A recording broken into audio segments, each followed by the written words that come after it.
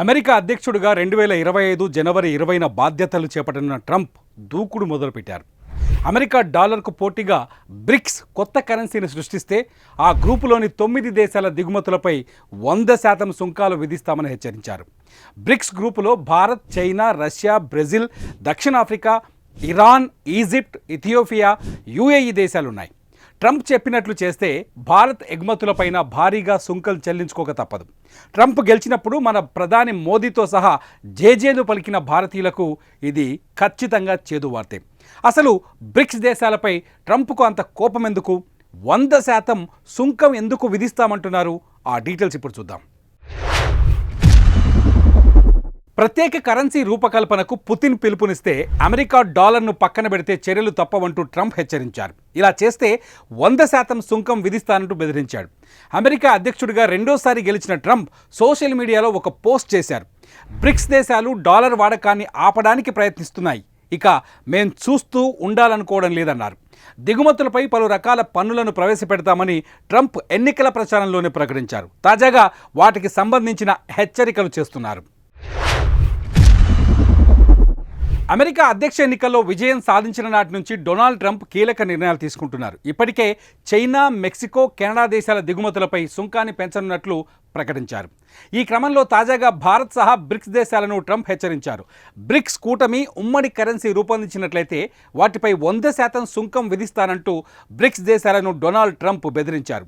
Donald Trump ఇలాంటి బెదిరింపులకు పాల్పడడం సరైంది కాదని పరిశోధనా సంస్థ GTRI తెలిపింది.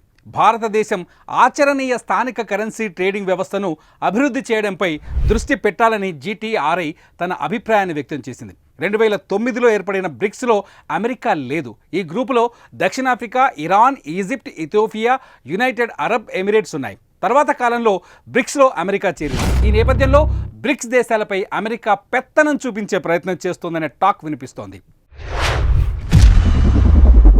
బ్రిక్స్ కరెన్సీ చలామణి ఎక్కువైతే అమెరికా డాలర్కు విలువ తగ్గుతుంది. అందుకే ప్రపంచ వాణిజ్యంలో అమెరికా డాలర్ శక్తిని తగ్గించడానికి బ్రిక్స్ కరెన్సీని సృష్టించాలని బ్రెజిల్, రష్యా నాయకులు సూచించారు. అయితే బ్రిక్స్ గ్రూపులోని విభేదాల కారణంగా వారి ప్రణాళికలు ముందుకు సాగలేదు. అందుకు ఇప్పుడు అడుగులు పడుతుండడంతో ట్రంప్ అగ్గి మీద గుగ్గిలమవుతూ కొన్ని డిమాండ్లు చేస్తున్నారు. సోషల్ మీడియాలో పోస్ట్ పెట్టారు. బ్రిక్స్ దేశాలు కొత్త బ్రిక్స్ కరెన్సీని సృష్టించబోమని లేదా అమెరికా డాలర్ స్థానంలో ఇతర కరెన్సీకి మద్దతు ఇవ్వమని హామీ ఇవ్వాలన్నారు. వారు అలా చేయకపోతే వారి దిగుమతులపై 100% సుంకాలు ఎదుర్కొంటారని, అద్భుతమైన అమెరికా మార్కెట్లో అమ్మకాలను కోల్పోతారని ట్రంప్ ఎక్స్లో తెలిపారు. దిగుమతులపై అసలు సుంకం ఎలా విధిస్తారో తెలుసుకుందాం. ఒకసారి దేశంలోకి దిగుమతయ్యే వస్తువుల విలువ ఆధారంగా సుంకం విధిస్తారు. అమెరికా $50,000 ఓ కారును దిగుమతి చేసుకుంటే దానిపై 25% సుంకం విధించాలనుకుంటే ప్రభుత్వానికి $12,500 చెల్లించాల్సి ఉంటుంది.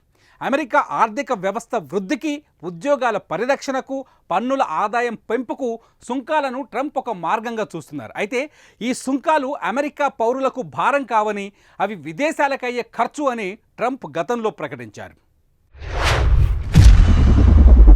ట్రంప్ విధానం తప్పుదోవ పట్టించేలా ఉందని ప్రపంచవ్యాప్తంగా ఉన్న ఆర్థికవేత్తలు వాదిస్తున్నారు. ట్రంప్ విధించే సుంకం దేశీయంగా వస్తువులను దిగుమతి చేసుకున్న సంస్థలే చెల్లిస్తాయి, కానీ వాటిని ఎగుమతి చేసే కంపెనీలు కాదు. అంటే ఈ సుంకాలను నేరుగా అమెరికా కంపెనీలే అక్కడి ప్రభుత్వానికి చెల్లించాల్సి ఉంటుంది. ట్రంప్ తన తొలి పాలనా కాలంలో అనేక రకాల సుంకాలను విధించారు. వీటిలో చాలా వాటిని అధ్యక్షుడు జో బైడెన్ కొనసాగించారు. అంతిమంగా అమెరికా వినియోగదారులే వీటి భారాన్ని ఎక్కువగా భరించాలని ఆర్థిక అధ్యయనాలు చెబుతున్నాయి. చూద్దాం మరి ట్రంప్ బ్రిక్స్ దేశాల సుంకంపై వెనక్కి తగ్గుతారా లేదా?